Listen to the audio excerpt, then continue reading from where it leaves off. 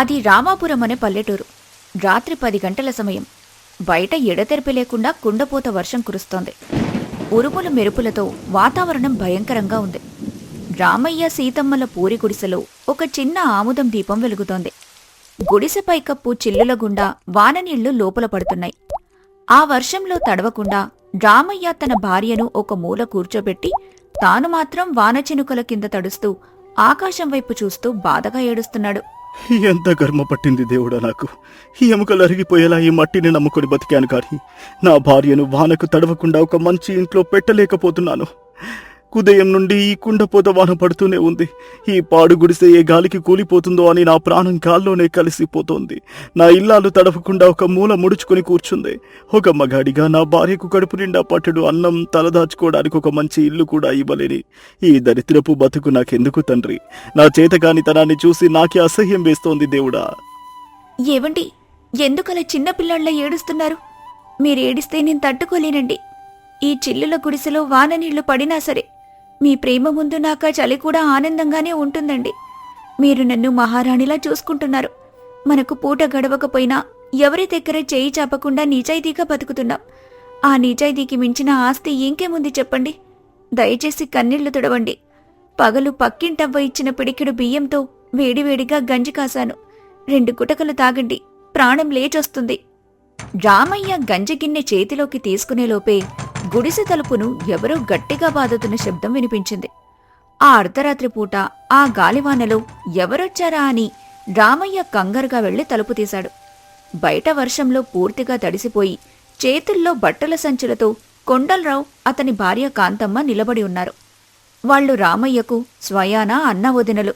అరేరే, కొండలరావన్నయ్య, కాంతమ్మ, వదినా, మీరా ఈ అర్ధరాత్రి పూట ఇంతటి కుంభకర్ణ వానలో మా పేదోడి గుడిసెకు వచ్చారేంటి? అయ్యో, పూర్తిగా తడిసిపోయారు. రండనయ్య, లోపలికి రండి. మిమ్మల్ని చూసి ఎన్నేళ్ళయిందో. ఏం చేస్తాం రామయ్య, మా కర్మకాలి ఈ వానలో ఊరి చివర మా కారు బురదలో కూరుకుపోయింది. పట్నం బంగ్లాకు వెళ్లే దారి లేక ఈ రాత్రికి దరిద్రపు గుడిసెలో తలదాచుకుందామని వచ్చాం. ఈ బురద తగిలి నా పట్టు పంచ పాడైపోయింది చూడు. అసలు దీన్ని ఇల్లు అంటారా రామయ్య? పందుల దొడ్డిలా ఉంది. ఆ మాటలకు రామయ్య గుండెలు చివుక్కుమన్నాయి.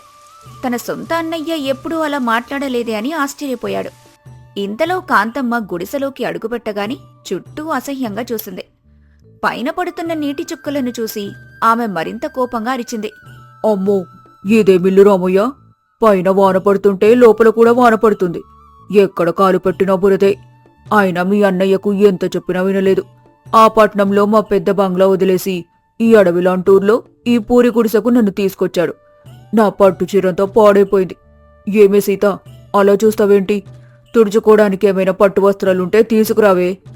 మా పేదోళ్ల ఇంట్లో పట్టు వస్త్రాలు ఎక్కడ్నుంచొస్తాయి అక్కయ్య? ఈ పాత తువ్వాలిస్తాను, తుడుచుకోండి. మీ కారు ఆగిపోయిందని బాధపడకండి. రేపుదయం ఊర్లో వాళ్లని పిలిచి బయటకు తీయిద్దాం. అయినా రండి, ముందు చలికి వణుకుతున్నారు. వేడివేడిగా కాసింత గంజిస్తాను, తాగండి. గంజా? నీ మూకం చూసివ్వవే గంజి. మేము పట్టణంలో రోజు బిర్యానీలు, కోడి మాంసాలు తినేవాళ్ళం. మాకు గంజిస్తావా? నీకు మర్యాద తెలీదా సీత? చుట్టాలింటికొస్తే కనీసం వేడివేడి అన్నం వండి పట్టలేని బతుకోక బతుకేనా? ఎప్పుడైనా మా ఇంటికొస్తే చూడు, పళ్ళెంలో 10 రకాల వంటకాలు పెట్టి భోజనం పెడతాను. ఏముందో వెతుక్కొని త్వరగా ఏదో ఒకటి వండు. అవును రామయ్య, పెళ్ళై 5 ఏళ్ళు అవుతోంది. ఇంకా ఈ చిల్లుల గుడిసెలోనే బతుకుతున్నావా? పట్టణంలో నేను 2 మెడలు కట్టాను తెలుసా? అసలు నీకు చేత కాకపోతే నన్ను అడగొచ్చు కదా. మా ఇంట్లో పనివాడిగా పెట్టుకుని నెల నెల ఓ 10 రూపాయలు జీతం పడేసేవాణ్ణి. నీ వల్ల నా మరదలు సీతమ్మ కూడా నాశనం అయిపోతోంది. కనీసం కట్టుకోవడానికి దానికి ఒక మంచి చీర కూడా లేనట్టుంది. వాళ్ల మాటలకు రామయ్య కన్నీళ్లు ఆపుకోలేకపోయాడు. ఇంటికొచ్చిన సొంత అన్నయ్యకు పట్టెడన్నం పెట్టలేని దరిద్రంలో ఉన్నానే అని బాధపడ్డాడు. సీతమ్మ తన భర్త బాధను గమనించి కొండలరావు వైపు ధైర్యంగా చూసింది. బావగారు, మీ దగ్గర ఆస్తులు అంతస్తులుండొచ్చు, కాని మా దగ్గర ఆత్మాభిమానముంది. నా భర్త కష్టపడే రకం, ఎవరి దగ్గర చేయి చాచే రకం కాదు. ఈరోజు వర్షాల వల్ల పంటలు పండక మేమిలా ఉన్నాం.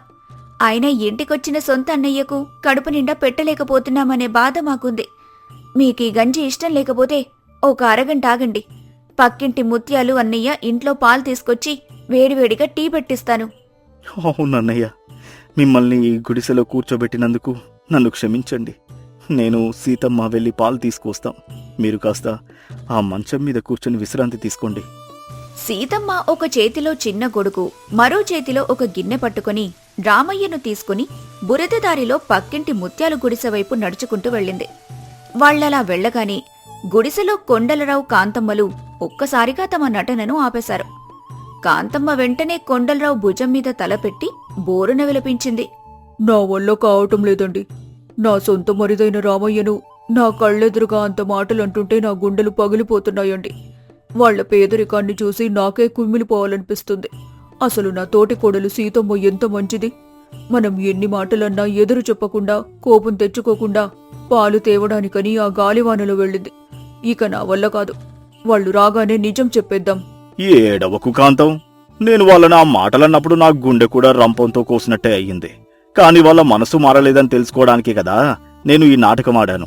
పేదరికంలో మనుషులు ఆత్మాభిమానం కోల్పోతారేమో అని భయపడ్డాను. కాని నా తమ్ముడు, నా మరదలు ఎంత దారిద్ర్యంలో ఉన్నా వాళ్ళ నిజాయితీ తగ్గలేదని ఈరోజే తెలిసింది. కష్టంలో కూడా మనకు కాసింత గంజి ఇవ్వడానికి సీతమ్మ ఎంతలా ఆరాటపడిందో చూశావు కదా. అవునండి, మనం వీళ్లకు సాయం చేయడానికి పట్నం నుండి వచ్చాం కదా. ఆ కారు బురదలో దిగబడటం కూడా మనం ఆడిన అబద్ధమే కదా.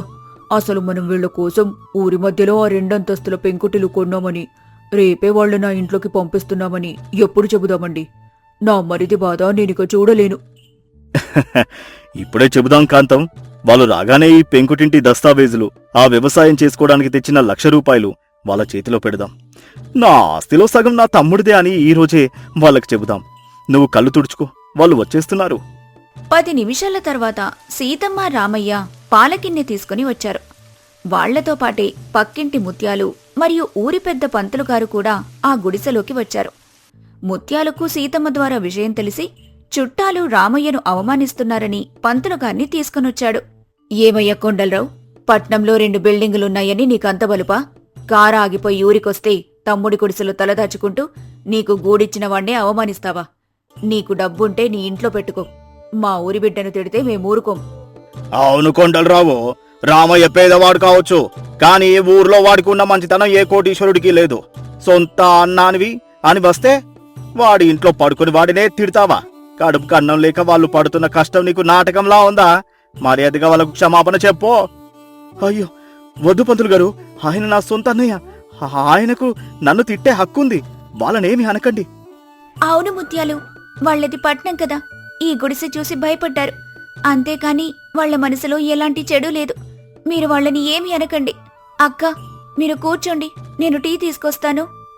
రామయ్య, సీతమ్మల ప్రేమ, వాళ్లు తమను వెనకేసుకొచ్చిన తీరు చూసి కొండలరావు, కాంతమ్మల కళ్లల్లోంచి ఆనంద బాష్పాలు రాలాయి. కొండలరావు ముందుకొచ్చి తన పట్టుపంచెను లెక్క చేయకుండా రామయ్య చేతులు పట్టుకున్నాడు. పంతులుగారు, ముత్యాలు ఆశ్చర్యంగా చూస్తున్నారు. నన్ను క్షమించు రామయ్య, నన్ను క్షమించు సీతమ్మ. నేను ఆడిన నాటకానికి మిమ్మల్ని చాలా బాధ పెట్టానురా. పట్నంలో 1,00,000 సంపాదించినా నా దగ్గర కపటముంది, కాని పేదరికంలో ఉన్న మీ దగ్గర కేవలం ప్రేమ, ఆత్మాభిమానం మాత్రమే ఉన్నాయి. మేము మిమ్మల్ని అవమానించినా మీరు మమ్మల్ని పంతులు గారి ముందు వెనకేసుకొచ్చారు చూశారు. అక్కడే నా అహంకారం చచ్చిపోయిందిరా. అన్నయ్య, ఏంటి నువ్వు మాట్లాడుతున్నావు? నాకేం అర్థం కావడం లేదు. మీరేడవకండి అన్నయ్య. సీత, నన్ను క్షమించు తల్లి. ఆ వానలో నిన్ను తడిపి పాలు తేవడానికి పంపాను. ఇదంతా మీ బావగారు ఆడిన నాటకం. మేము కారు చెడిపోయి ఇక్కడికి రాలేదు. కేవలం మీకోసమే పట్నం నుండొచ్చాం. నా మరిది కష్టం తీర్చడానికే వచ్చాం. కొండలరావో, ఇదంతా ఏంటయ్యా? నాటకమేంటి? వివరంగా చెప్పు. పంతులు గారు, పట్నంలో నేను ఇంత ఆస్తి సంపాదించానంటే దానికి కారణం మా నాన్న తన ఆస్తంతా అమ్మి నన్ను చదివించడమే. రామయ్య నా కోసం తన చదువు త్యాగం చేసి ఊళ్ళోనే ఉండిపోయాడు. కానీ వ్యాపారంలో పడి నా సొంత తమ్ముడు రామయ్యను నేను పట్టించుకోలేదు. వాళ్ళ కష్టాలు విని వీళ్ళకేదైనా సాయం చేద్దామని వచ్చాను. కానీ డబ్బివ్వగానే మనుషుల మనసులు మారిపోతాయేమో, పేదరికంలో వీళ్ళ నిజాయితీ అలాగే ఉందో లేదో అని పరీక్షించడానికి ఇలా కోపంగా నటించాను. కానీ వీళ్ళు బంగారం పంతులు గారు. ఆ కాగితాలను కొండలరావు నేరుగా రామయ్య చేతిలో పెట్టాడు. అందులో ఏముందో చూసి పంతులుగారు ఒక్కసారిగా సంతోషంతో నవ్వారు. ముత్యాలు ఆశ్చర్యపోయింది. రామయ్య, ఈ చిల్లుల గుడిసెలో నువ్వు సీతమ్మాయికి ఉండాల్సిన అవసరం లేదు. ఈ ఊరి మధ్యలో ఉన్న పెద్ద పెంకుటిల్లు నిన్ననే నేను నీ పేరు మీద కొన్నాను. ఈ దస్తావేజులు దానికి సంబంధించినవేరా. ఈ గుడిసెను రేపే కూల్చేసి మిమ్మల్ని ఆ పెంకుటింట్లోకి పంపిస్తున్నాను. అంతేకాదు, వ్యవసాయం చేసుకోవడానికి కొత్త ఎద్దులను కొనుక్కోవడానికి 1,00,000 రూపాయలు నా మరదలు సీతమ్మ చేతిలో పెడుతున్నాను. ఇదంతా మీ ఇద్దరి నిజాయితీకి, తమ్ముడిగా నీ త్యాగానికి ఈ అన్నయ్య ఇస్తున్న బహుమతిరా. అన్నయ్య, నువ్వు మనిషివి కాదన్నయ్య, దేవుడివి. నా భార్యను ఈ చిల్లుల గుడిసెలో ఉంచుతున్నానని ప్రతిరోజు చచ్చిపోయేవాణ్ణి. ఇప్పుడు మాకే లోటు లేకుండా చేశావు. నీ రుణం ఈ జన్మకు తీర్చుకోలేనన్నయ్యా. పిచ్చివాడ, తోడబుట్టిన వాడివి నువ్వు. నీకు సాయం చేయడం నా బాధ్యతరా. సీతమ్మ లాంటి గుణవతి అయిన భార్య నీకు దొరకడం నీ అదృష్టం. ఇక నుండి మీ అన్నయ్య ఉన్నాడు. బావగారు, అక్కయ్య, ఈరోజు నా కడుపు నిండిపోయింది. మీరు చేసిన ఈ సాయం మా ప్రాణాలు నిలబెట్టింది. ఏడవకు సీత, ఇక రేపటి నుండి మీ కష్టాలు తీరిపోయినట్టే. పద, ఆ కాసుని పాలు తీసుకురా, అందరం కలిసి టీ తాగుదాం. పంతులుగారు ముత్యాలు కూడా కొండలరావు మంచి మనసుకు మెచ్చుకున్నారు. ఆ వర్షపు రాత్రి ఆ చిల్లుల గుడిసెలో ఎన్నో ఏళ్ల కష్టాలు కన్నీరుగా కరిగిపోయి సంతోషం వెల్లివిరిసింది. ఆ రాత్రి అందరూ కలిసి కూర్చొని ఆ దంపతుల కొత్త జీవితం గురించి ఎంతో ఆనందంగా మాట్లాడుకున్నారు. కష్టకాలంలో ఒకరికొకరు అండగా నిలబడే కుటుంబ బంధాలు ఎప్పటికీ విడిపోవు. పైకి కనిపించే కోపం వెనుక కొన్నిసార్లు స్వచ్ఛమైన ప్రేమ ఉంటుంది. నిజాయితీగా బతికేవారిని ఆ దేవుడు ఎప్పుడూ ఒంటరిని చెయ్యడు. ముత్యాలపాడు గ్రామంలో ఆకాశం నల్లటి మబ్బులతో కమ్ముకొని ఉంది. తొలకరి వర్షాలు పడే సమయం దగ్గర పడింది. ఉరుముల చప్పుడు చెవులను బద్దలు కొడుతోంది. ఊరి చివరున్న ఒక పాత పూరి గుడిసెలో ముసలవ్వ కాంతమ్మ మట్టి పొయ్యి ముందు కూర్చొని ఉంది. గుడిసె పైకప్పు చిల్లుల నుండి పడుతున్న వాననీళ్ళొకవైపు, పొయ్యిలో సరిగ్గా కాలక వస్తున్న పొగ మరోవైపు ఆమెను ఉక్కిరిబిక్కిరి చేస్తున్నాయి. ఆమె కళ్లల్లో నుండి నీళ్లు ధారగా కారుతున్నాయి. పొగ కంటే ఆమె గుండెల్లో రగులుతున్న బాధే ఆమె కన్నీళ్లకు అసలు కారణం. ఇవాళ ముసలవ్వ భర్త వర్ధంతి రోజు. అతనికి ఇష్టమైన కూర వండుతుంది. ఎంత కర్మ పట్టింది దేవుడా నాకు. ఎవరికోసం వండుతున్నాను నేను ఈ పులుసు? నా కోసం ఎవరొస్తారని ఈ మట్టి కుండలో ఇంత ప్రేమగా కూర కలుపుతున్నాను. నా చేతి వంటంటే ప్రాణమిచ్చే నా మొగుడు నన్ను ఒంటరిదాన్ని చేసి పైకి పోయాడు. నాకు పిల్లలు లేరు. నన్ను పలకరించే నాదుడు లేడు. ఈ వర్షాలు మొదలయ్యే కాలం వస్తే చాలు, నా మొగుడు ఎంతో ఇష్టంగా చేపలు తెచ్చి, కాంతమ్మ, నీ చేత్తో పులుసు వండిపెట్టు, ఆ పులుపు కారం తగిలితే నా ప్రాణం లేచి వస్తుంది అని అడిగేవాడు. ఇవాళ ఆయనే లేడు. ఈ కూర నేను ఎలా తినగలను దేవుడా? నా గొంతులోంచి ఈ ముద్ద ఎలా దిగుతుంది? ఈ ఒంటరి ప్రాణాన్ని ఎందుకింకా ఈ భూమి మీద ఉంచవు తండ్రి. వానకు తడుస్తున్న ఈ గుడిసెలాగానే నా బతుకు కూడా శిథిలమైపోయింది. నన్ను కూడా ఆయన దగ్గరికే తీసుకెళ్లిపోవచ్చు కదా.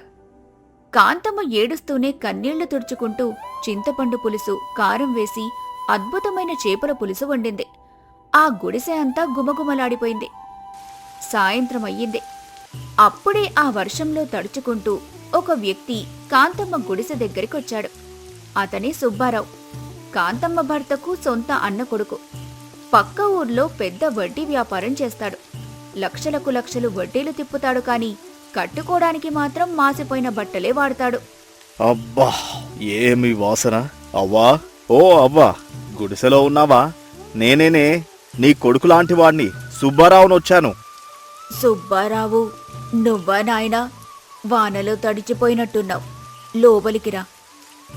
ఏంటి బాబు, అమావాస్యకు పౌర్ణమి కూడా పలకరించని వాడివి ఇవాళ వర్షంలో ఇలా వచ్చావు?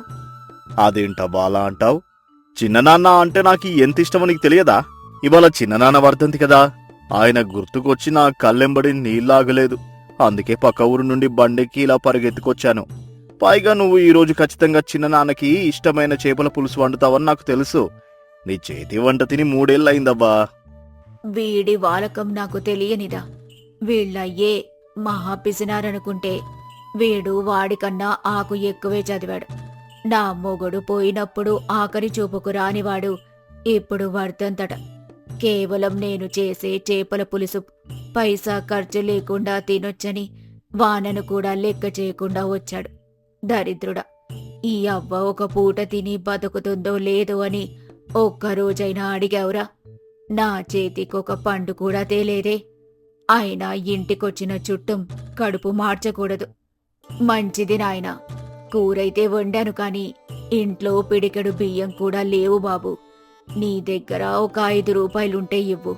మన మల్లయ్య కొట్టులో బియ్యం తెచ్చొండుతాను. అయ్యో అవ్వ, నా దగ్గర చిల్లి గవ్వ కూడా లేదు.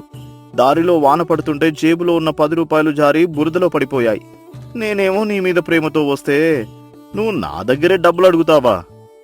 అయినా నేను మీ ఇంటికి వచ్చిన అతిథిని కదా. ఎవరైనా బంధువులు వస్తే ఎదురు డబ్బులు అడుగుతారా? పోనీలే, నువ్వు వెళ్ళి పక్కింటి వాళ్ళ దగ్గర అప్పడికి బియ్యం తీసుకురా. నేను ఇక్కడే కూర్చుంటాను. కాంతమ్మకు అతని మాటలు విని గుండె రగిలిపోయింది. కాని ఏమీ అనలేక ఖాళీ గిన్నె పట్టుకుని పక్కింటి రామయ్య వాళ్ల ఇంటికి బయలుదేరింది. పొరుగింట్లో రామయ్య, అతని భార్య సీత ఆరు బయట కూర్చొని ఉన్నారు. కాంతమ్మ వణుకుతూ వాళ్ల దగ్గరికి వెళ్ళింది. ఏంటవా, ఈ వానలో తడుచుకుంటూ వచ్చావు? ఏమైంది? ఏం లేదు రామయ్య, మా సుబ్బారావు వచ్చాడు. వాడికి అన్నం పెట్టడానికి నా దగ్గర బియ్యం లేవు. కాస్త బియ్యం అరువేస్తే రేపు నేను ఎవరి పొలంలోనైనా కూలీ చేసి మీ రుణం తీర్చుకుంటాను బాబు. సీతమ్మకు ఈ మాటలు వినగానే విపరీతమైన కోపం వచ్చింది. కాంతమ్మను ఆమె సొంత తల్లిలా చూసుకుంటుంది. ఏంటవ్వ నువ్వనేది? ఆ సుబ్బారావు గాడొచ్చాడా? వాడు పక్క ఊర్లో 10 ఎకరాల పొలం ఉంచుకొని లక్షలకు లక్షలు వడ్డీలు తిప్పుతూ దర్జాగా బతుకుతున్నాడు. నువ్వేమో దిక్కులేని దానిలా పస్తులు పడుకుంటే కనీసం పలకరించని వాడు ఇవాళ నీ ఇంటికొచ్చి అన్నం పెట్టమంటున్నాడా? వాడికి చేతులు పడిపోయాయా? జేబులోంచి 100 రూపాయలు తీసి నీ చేతిలో పెట్టి బతకమని చెప్పాల్సింది పోయి నీ దగ్గరే పైసా ఖర్చు లేకుండా మేతమేయడానికొచ్చాడా? ఆ పిసినారికాడికి నువ్వెందుకవ్వా అప్పు చేసి మరి అన్నం పెట్టాలి? నేను బియ్యం ఇవ్వను, వాడినే వెళ్ళి కొనుక్కోమను. అలా అనకే సీత, వాడు ఎంత పాపిష్టివాడైనా నా మొగుడి రక్త సంబంధం. నా గుమ్మానికొచ్చిన వాడికి లేదనటం నా వంశానికి అరిష్టం తల్లి. నా పరువు తీయకు. సీతమ్మకు కాంతమ్మ కన్నీళ్లు చూసి మనసు కరిగిపోయింది. బియ్యమిచ్చింది. కాని ఆమె మనసులో ఒక బలమైన నిర్ణయం తీసుకుంది. ఈ ముసలవ్వ అమాయకత్వాన్ని అలుసుగా తీసుకుని బతుకుతున్న రక్తం తాగే జలగ ఆ సుబ్బారావు. వాడికి నేను బియ్యం మాత్రమే కాదు, వాడి పిసినారితనానికి గట్టి గుణపాఠం కూడా ఇస్తాను. వాడి జేబులో నుండి 100 కాదు 1000 కక్కించకపోతే నా పేరు సీత కాదు. ఈ వానాకాలం వాడికి జీవితాంతం గుర్తుండేలా చేస్తాను. కాంతమ్మ బియ్యం తీసుకుని వెళ్లి వేడివేడిగా అన్నం వండింది. అరిటాకులో అన్నం, చేపల పులుసు వడ్డించింది. సుబ్బారావు ఆకలితో ఆబగా అన్నం, చేపల పులుసు కలుపుకొని తింటున్నాడు. కాంతమ్మ కంచంలో ఒక ముక్క కూడా లేదు. అబ్బా అవ్వా, ఈ ఊళ్ళో కాదు కదా, ఏ పెద్ద మహారాజుల కోటలో కూడా ఇలాంటి చేపల పులుసు దొరకదు. నా కడుపు నిండిపోయింది. నిన్నటిదాకా పచ్చి పులుసు తాగి నా నాలుక చచ్చిపోయింది. ఇవాళ నీ దయ వల్ల ప్రాణం లేచొచ్చింది. అలా ఏమాత్రం సిగ్గు మొహమాటం లేకుండా ముసలవ్వ ఆకలిని పట్టించుకోకుండా తృప్తిగా ఆకంతా నాకేసి ఆ రాత్రి సుబ్బారావు కడుపు నిండా గురక పెట్టి నిద్రపోయాడు. మరుసటి రోజు ఉదయం వర్షం ఇంకా పడుతూనే ఉంది. సుబ్బారావు అరుగుమీద దర్జాగా కూర్చొని పళ్ళు తోముకుంటున్నాడు. అప్పుడే పక్కింటి సీతమ్మ పనివాడు సూరితో కలిసి హడావిడిగా భయంగా నటిస్తూ కాంతమ్మ గుడిసె దగ్గరికొచ్చింది. అవ్వా, ఓ కాంతమ్మవ్వా, బయటకురా, ఘోరం జరిగిపోయిందవ్వా. ఏంటమ్మా, ఏమైంది? ఎందుకలా అరుస్తున్నావు? ఆ ముసలిదానికి ఏమైనా కీడు జరిగిందా? అవ్వకు కాదు బాబు, ఈ ఇంట్లో రాత్రిపూట ఎవరైతే చేపల పులుసు తిన్నారో వాళ్లకి మృత్యుగండం వచ్చింది. రక్షక భటులు, గ్రామ పెద్దగారు ఇటే వస్తున్నారు. ఆ, ఏంటి నువ్వనేది? నేను పులుసు తింటే భటులు రావడమేంటి? కాంతమ్మ కూడా కంగారుగా బయటకొచ్చింది. సీతమ్మ కన్ను గీటి కాంతమ్మకు సైగ చేసింది. నువ్వు మారు మాట్లాడకుండా ఉండు అని. అవును బాబు, నిన్న అవ్వ సంతలో మల్లయ్య దగ్గర ఏ చేపలు కొందో తెలుసా? అవి మామూలు చేపలు కావు. ఊరి మధ్యలో ఉన్న పవిత్రమైన గుడి కోనేరులో పెరిగే దేవుడి చేపలు. ఆ మల్లయ్యగాడు దొంగచాటుగా ఆ గుడి కోనేరులో వలవేసి ఆ దేవుడి చేపల్ని పట్టి తెచ్చి తెలియక మన అవ్వకమ్మాడు. ఆ విషయం ఇందాకే ఊరంతా తెలిసింది.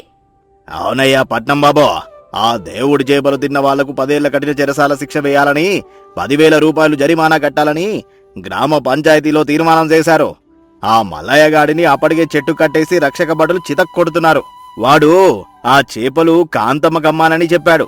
దాంతో గ్రామ పెద్దగారు భటులను తీసుకుని ఇంటికే వస్తున్నారు. రాత్రి ఆ చేపలు తిన్నదెవరైతే వాళ్ళని కటకటాల వెనక్కి ఈడ్చుకుపోతారు బాబూ. సూరి చెప్పిన మాటలు లాఠీలు అనగానే సుబ్బారావుకు గుండె ఆగినంత పనైంది. అతని కాళ్ళు వణికిపోయాయి. నుదుటి మీద చెమటలు పట్టాయి. చెరసాల పాలు కావటం 10,000 జరిమానా అనేసరికి అతని పిసినారితనం మొత్తం ప్రాణభయంగా మారింది. అయ్యే బాబోయ్, ఎంత పని జరిగిందిరా దేవుడా! పైసా ఖర్చు లేకుండా భోజనం దొరికిందని ఆశపడి వస్తే ఏకంగా దేవుడి చేపలు గొంతులో పడ్డాయా? ఇప్పుడు భటులు వచ్చి నేను తిన్నానని తెలిస్తే నన్ను కుక్కను కొట్టినట్టు కొట్టి చెరసాలలో పెడతారు. 10,000 రూపాయలు జరిమానా అట. నా చొక్కా లోపల కుట్టుకునే రహస్యపు జేబులో 15,000 రూపాయలున్నాయి. ఇప్పుడు వాళ్ళకి దొరికితే నా పరువు, నా డబ్బు అన్ని గంగలో కలిసిపోతాయి. ఇక్కడి నుండి బతికి బయటపడితే చాలు. సీతమ్మా, నన్ను కాపాడు తల్లి. నాకు ఈ విషయం ఏమీ తెలియదు. నేను ఆ చేపలు తినలేదని ఆ పెద్దగారికి చెప్పండి. మీ కాళ్ళు పట్టుకుంటాను. నేను ఒక పెద్ద వడ్డీ వ్యాపారిని. నేను చెరసాలకు వెళితే నా పరువు ఏమైపోవాలి? ఆ బట్టల దెబ్బలు నేను తినలేను తల్లి. నేను చెబితే బట్టలు వింటారా బాబూ? ఇల్లంతా చేపల వాసనొస్తోంది. రాత్రి అవ్వ కంచంలో ఒక్క ముక్క కూడా లేదు. నువ్వే మొత్తం ఆబగా తిన్నావని ఊరందరికీ తెలుసు. ఇప్పుడు నిన్ను కాపాడటం బ్రహ్మతరం కూడా కాదు. ఆ గ్రామ పెద్దగారు వచ్చారంటే నిన్ను ఊరి తీసినా తీస్తారు. ఏదైనా దారి చెప్పు తల్లి. ఎంత ఖర్చైనా పర్వాలేదు. నా ప్రాణాలు కాపాడు. ఆ గ్రామ పెద్దగారి కాళ్ళు పట్టుకుని బతిమలాలుతాను. ఆయన చాలా కఠినాత్ముడు బాబూ. ఆయన కాళ్ళు పట్టుకున్నా కనికరించడు. కాని ఒక్కటే దారుంది. వాళ్ళిక్కడికొచ్చేలోపు నువ్వు ఊరు విడిచి పారిపో. కాని వాళ్ళొస్తే ఆ దేవుడి చేపలు ముసల్ది కాబట్టి అవ్వే తిందని అనుకుంటారు. అప్పుడు అవ్వని తీసుకెళ్లి చెరసాలలో పెడతారు. ఈ వయసులో అవ్వ చెరసాలకు వెళ్తే ప్రాణాలు దక్కవు. కాబట్టి ఆ జరిమానా 10,000 రూపాయలు ఇక్కడే అవ్వ చేతిలో పెట్టి నువ్వు పారిపో. గ్రామ పెద్దగారు రాగానే ఆ 10,000 ఆయన మొహాన కొట్టి అవ్వ గుడిలో ప్రాయశ్చిత్తం చేసుకుంటుంది. నువ్వు మాత్రం ఎప్పటికీ ఈ ఊరి ముఖం చూడకు. సుబ్బారావుకు ప్రాణం మీదికొచ్చేసరికి డబ్బుల మీద తీపి పూర్తిగా చచ్చిపోయింది. తాను చెరసాలకు వెళ్లి లాఠీ దెబ్బలు తినటం కంటే ఆ 10,000 అవ్వ మొహాన పడేసి పారిపోవటం మంచిదనుకున్నాడు. అవ్వా, నన్ను క్షమించు. నేను తిన్న పాపానికి నువ్వు జైలుకు వెళ్ళడం ఎందుకు? ఈ 10,000 ఆ గ్రామ పెద్దగారికి ఇచ్చేసి నన్ను కాపాడు. నా దారి నేను చూసుకుంటాను. నా ప్రాణాలు నిలబెట్టు. ఇక జన్మలో ఈ ముత్యాలపాడు ఊరి పేరు కూడా ఎత్తను అంటూ సుబ్బారావు తను తెచ్చుకున్న ఖాళీనార సంచిని వదిలేసి బురదలో పడుతూ లేస్తూ వెనక్కి తిరిగి చూడకుండా పరుగు తీశాడు. వాడు కనుమరుగవ్వగానే సీత, సూరి, రామయ్య ముగ్గురు పకపకా నవ్వటం మొదలుపెట్టారు. కాంతమ్మకు ఏం జరుగుతుందో అస్సలు అర్థం కాలేదు. ఏమే సీత, నిజంగానే గ్రామ పెద్దగారు వస్తున్నారా? భటులు నన్ను పట్టుకుపోతారా? ఏం లేదవ్వా, ఇదంతా పిసినారి సుబ్బారావు గాడికి బుద్ధి చెప్పడానికి నేను మా ఆయన ఆడిన నాటకం. ఆ మల్లయ్య దేవుడి చేపలు పట్టలేదు. వాడొక నిజాయితీపరుడు. ఈ సుబ్బారావు గాడు నీ అమాయకత్వాన్ని వాడుకొని ఊరికే తినిపోదామనొచ్చాడు. వాడికి ప్రాణభయం చూపించకపోతే వాడి జేబులోంచి 10 రూపాయలు కూడా బయటకి రావు. వాడు నీ ఆకలిని పట్టించుకోకుండా పొట్ట నింపుకున్న దొంగ. అందుకే ఈ నాటకం ఆడాము. అవునవ్వా, వాడు వడ్డీ వ్యాపారం చేస్తూ పేదల రక్తం తాగుతున్నాడు. వాడి దగ్గర నీకు దక్కాల్సిన న్యాయమైన మాట ఇది. ఇప్పుడు వాడి పీడ శాశ్వతంగా వదిలింది. వాడిక ఏనాడు నీ గుడిసె మెట్లెక్కడు. ఈ 10,000తో నీ గుడిసెకు మంచి పైకప్పు వేయించుకొని ప్రశాంతంగా బతుకు. కాంతమ్మ తన చేతిలో ఉన్న 10,000 రూపాయలను చూసి ఆనంద బాష్పాలు రాల్చింది. ఆనందంతో సీతను గట్టిగా హత్తుకుంది. సీత, నా సొంత బంధువు నన్ను రోడ్డున పడేయాలని చూస్తే రక్త సంబంధం లేని నువ్వు నాకు కొండంత అండగా నిలబడ్డావు తల్లి. నా వృద్ధాప్యానికి ఈ డబ్బు కొండంత ఆసరా అవుతుంది. మీ రుణం నేను తీర్చుకోలేనిది. ఆ వానాకాలంలో కాంతమ్మ గుడిసెలో మొదటిసారిగా భయం లేని సంతోషపు నవ్వులు వికసించాయి. స్వార్థపరుడైన చుట్టం చేసిన మోసానికి సీతమ్మ తన తెలివితేటలతో గట్టి గుణపాఠం చెప్పింది. బంధుత్వం ముసుగులో మన అమాయకత్వాన్ని అలుసుగా తీసుకుని స్వార్థపరులకు, పిసినారులకు కన్నీళ్లతో కాదు, తెలివితేటలతో బుద్ధి చెప్పాలి. నిజమైన ఆత్మీయులు కష్టకాలంలో ఆదుకుంటారు కాని కడుపు కొట్టాలని చూడరు.